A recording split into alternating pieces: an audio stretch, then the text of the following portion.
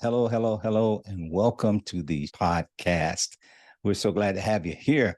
My name is Melvin Larry. I'm your host for today. We're going to talk a little bit about some wisdom from life's turning points, the mindset shift, navigating through some of life's defining detours. So, listen, my journey to podcasting is a podcast in itself. I'm really excited about this new journey for me. But I wanted to reach out to people on the subject of mindset because I see so many times we talk about things, we talk about challenges, we talk about how we want to do this and how we want to do that. And the key ingredient is that, we get a lot of trainings on the how and a big thing about the why. Really, really big. We talk about that. But three things that really carry us forward are our thoughts, our energy, and our mindset. And so this podcast is really dedicated to mindset, and I really want to talk about that a little bit today and just kind of get us thinking, about that. So did you ever wonder why some people succeed, some in big ways, and others don't?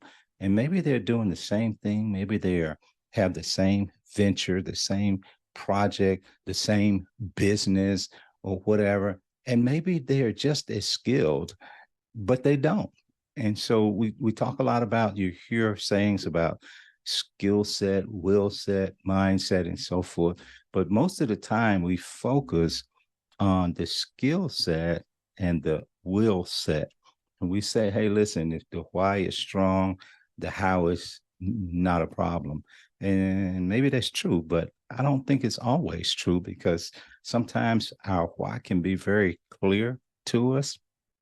We can have the skill set because whatever you venture out into, if it's a business or if it's a network marketing, whatever it is, the skill set doesn't take that long to develop. Okay. And, you might have the will set, I'm ready, I want to do it, but the mindset is not there. As a matter of fact, there's a great book here, listen, by Dr. Nick Hall called I Know What to Do. So why don't I do it? Okay. Great book. I listened to the audio, read the book. Audio kind of took me down a path there, but that the book is just so solid. And often we are in that place. I know that I found myself in that place many times and like I know what to do and so forth. And we're wanting to get to places, we're wanting to get to our success life and the things that we want to do or get higher in life and so forth. But wealth is 95% mindset and just 5% of what you do, because that mindset can take you to the other levels. And 96% of the world's wealth is earned by 1% of the people. Why is that? Okay. Well, the only difference is time and mindset. Okay. And so let me give you a little story about mindset. I'll talk about my grandson. Well, we were at church for christening, his little christening service, and he was sitting on my wife's lap and he dropped something on the floor and he went to reach down for it and he grabbed a hold of the seat in front of him to reach down. Well, his little body wasn't long enough to hold the seat and touch the floor. So he kept reaching, but he wouldn't let go of the seat. All right. So eventually I took his hand and I moved it from the seat and lowered him to the floor to pick it up. All right. And so what he was doing was holding on to what he didn't want, trying to get to what he did want. How many times do we do that? Okay. We hold on to what we don't want, trying to get to what we do want. You think about the old neighborhood, the old neighborhood doesn't come after you. We find ourselves going back to the old neighborhood. We even say things like, hey, they're just pulling me back. They're just pulling me back. They're not pulling you back. You're going back. We go back to relationships, all right, that we don't want to be in, and situations we find ourselves in because our mindsets haven't shifted, okay? And that's important for us to do, even when we are doing planning and in business and in processes and so forth. You've heard of the system plan, do, review. Well, in essence, it's usually more like plan, do, report, because people will say, I did this. This was my plan. I did this. I did this. I did this. This is my review. It's a really a report. You know, we were supposed to do this. I executed this, and now I'm reporting back. Sometimes we have accountability calls and things of that sort to talk about it, but that's really not a review. A review is breaking it down. We had a plan in place. We executed the plan, and now we go back and we talk about it. We talk about what went right, what went wrong, what we can do different. What was the processes in that whole thing? And so when we go back to a plan, do, true review, we can realize that there's really no such thing as failure. There's just feedback and success.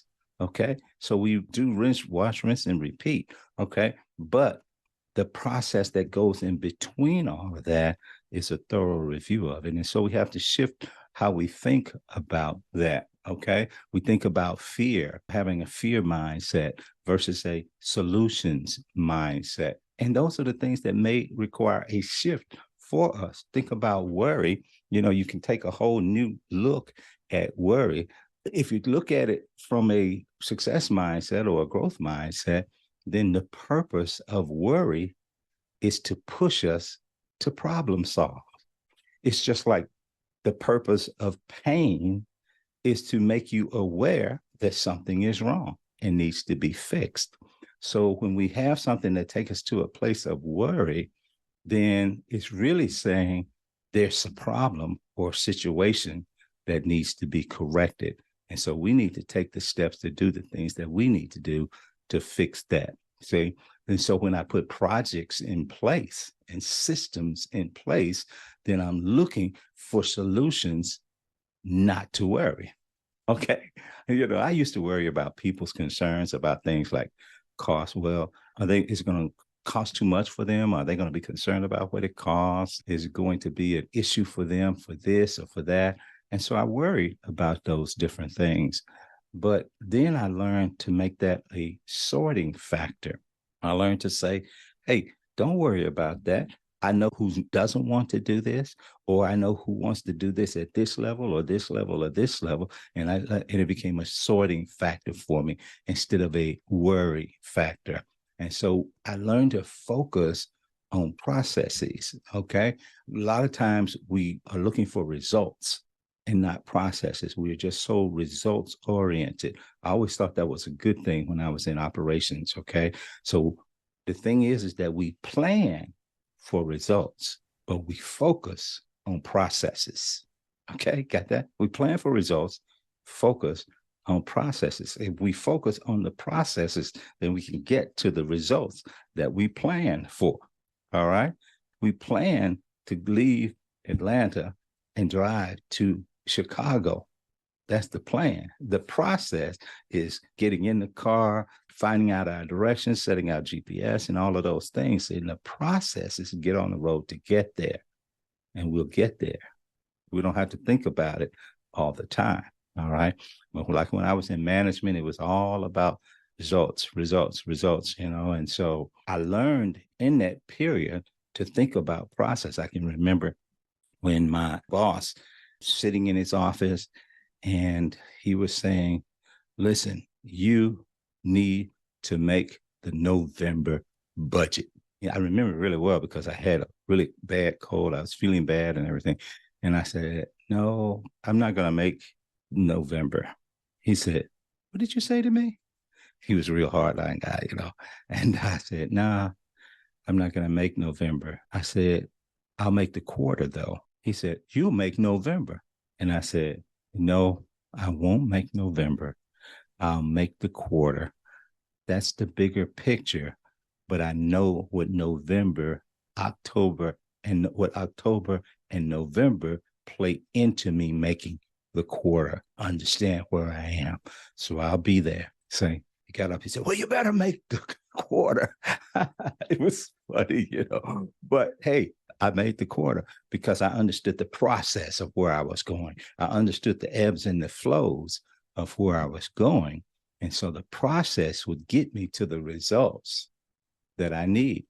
And so in order to do the things that we need to do and to develop the right mindsets, we want to develop that growth mindset, which requires, continuous learning, thinking outside the norm. A lot of times we think in a box. I remember a friend of mine who would always say, listen, if this is working, we don't need to change it.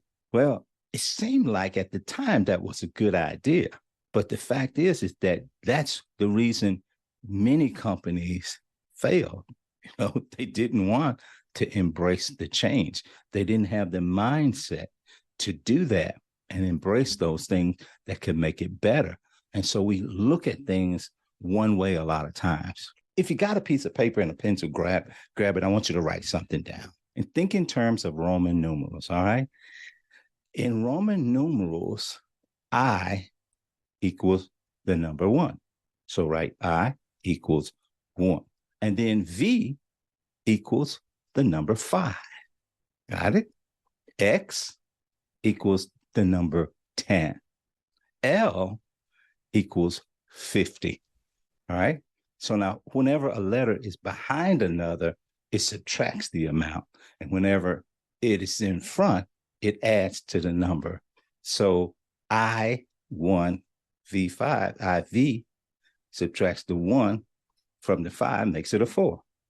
XL, the X10 from the L50 makes it 40. XII, 10, 1, 1 makes it 12. L50, V5 equals 55, and so on, with the numbers and the combinations. All right, so I know you got it. But think about this now. If you had IX, it would equal 9. But how would you make that 6 instead of 9 with just one more letter? If you put another letter behind it, then the number wouldn't equal 6. If you put another letter in front of it, the number wouldn't equal 6. I mean, look, there's no way you could add a letter to IX and get 6, right? But think about this. What if you added an S and it became SIX? That would be 6. Okay, so with only adding one letter, you got 6. So there is a way to add only a letter and get 6, except S is in a Roman numeral, right?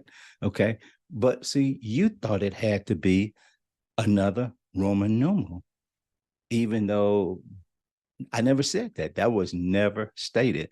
The assumption is that it had to be another Roman numeral and not an English letter. See, so our thinking can limit us, when we assume that things have to be just one way.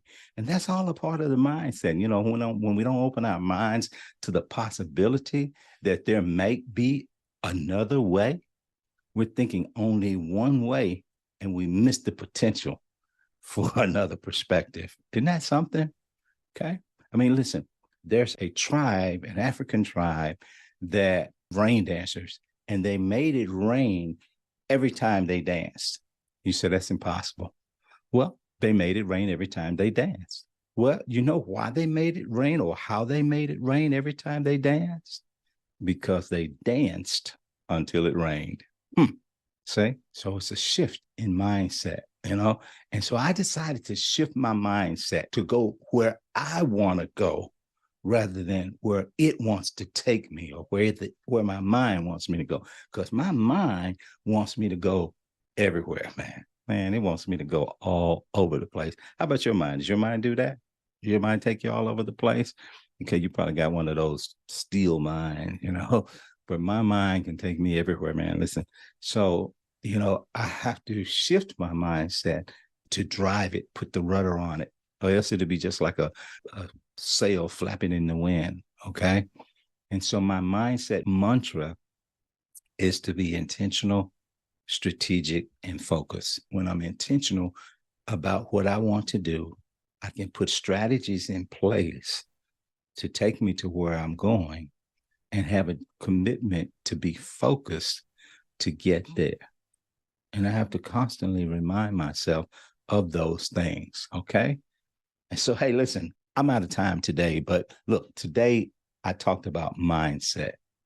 In the following episodes, we'll look at the effects of how our lives, how business, how incidents, accidents, family, environment, culture, and all of those things, what the effect they have on mindset, specifically on mindset shifts and how they drive your successes and your failures. So here's to shattered mindsets and the exciting journey of making up your mind to embrace change. So until the next time, keep adapting, keep evolving, and keep reaching for those new horizons. This is Melvin Larry, and I'm out of here. All right. Take care.